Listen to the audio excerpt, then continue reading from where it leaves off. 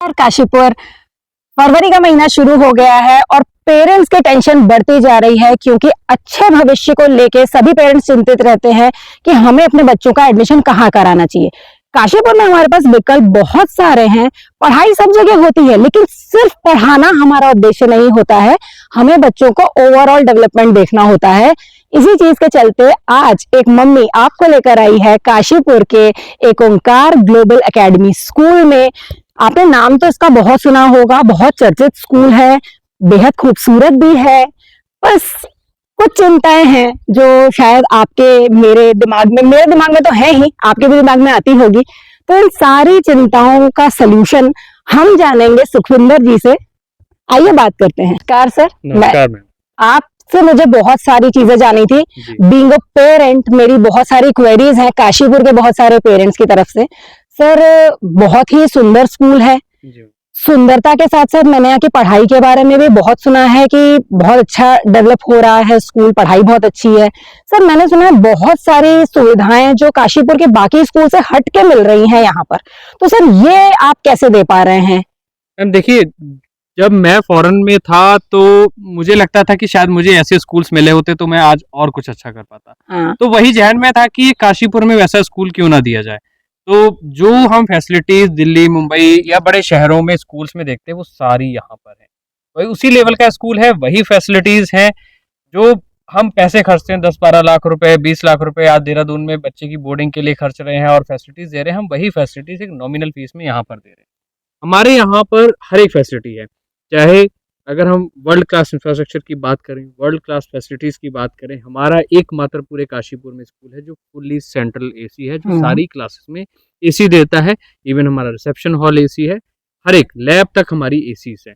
उसके साथ साथ हमारी जो मेथोडोलॉजी है, टीचिंग टेक्निक्स हैं, वो सारी की सारी इंटरनेशनल बेस्ड हैं, वो स्किल्ड बेस्ड हैं।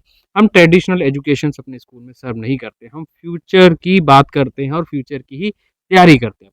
सर पढ़ाई के अलावा अगर मैं पूछना चाहूँ तो पढ़ाई तो खैर सब जगह हो ही रही है, सब जगह सेम कोर्स है, लेकिन अदर देन स्टडीज एक जो दूसरा तरह से डेवलपमेंट होना चाहिए बच्चों का, उसमें क्या क्या एडिशनल है?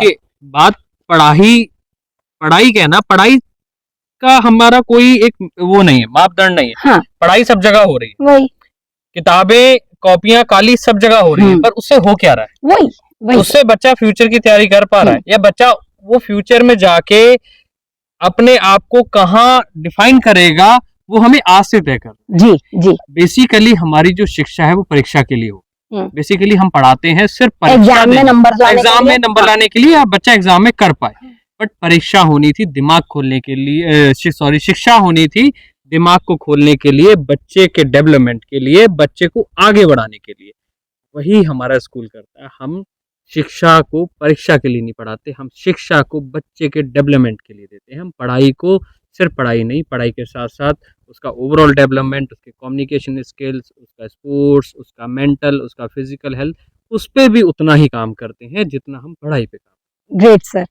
सर गर्ल चाइल्ड को लेकर जैसे काफी सारी पॉलिसीज आती रहती हैं, सबको लगता है बेटी बचाओ बेटी पढ़ाओ, सर बेटियों के लिए आपके पास क्या स्पेशल है? मैम हमारे पास बहुत सारी स्कॉलरशिप्स हैं, बिकॉज सबको ये लगता है कि इतना बड़ा इंफ्रास्ट्रक्चर, इतना बड़ा स्कूल, क्या फीस बहुत ज्यादा होगी। सर वही मैं एक्चुअली आप आने वाली थी इस पे। हाँ। क्योंकि जब आपने कहा कि बाहर 10-10, 12-12 लाख रुपए लगते हैं, बोर्डिंग स्कूल्स में इतना पैसा लगता है, तो सर एक्चुअली कहीं ना कहीं पता है क्या होता है सर, बहुत अच्छा इतना डेवलप्ड स्कूल है तो एक बंदा आने से पहले शायद सोचता है कि यार स्ट्रक्चर क्या होगा, मैं अफोर्ड कर पाऊंगा नहीं कर पाऊंगा। तो मैम वही है कि हमारा हमेशा से फोकस रहा है कि शिक्षा पे सभी का अधिकार, शिक्षा सबके लिए।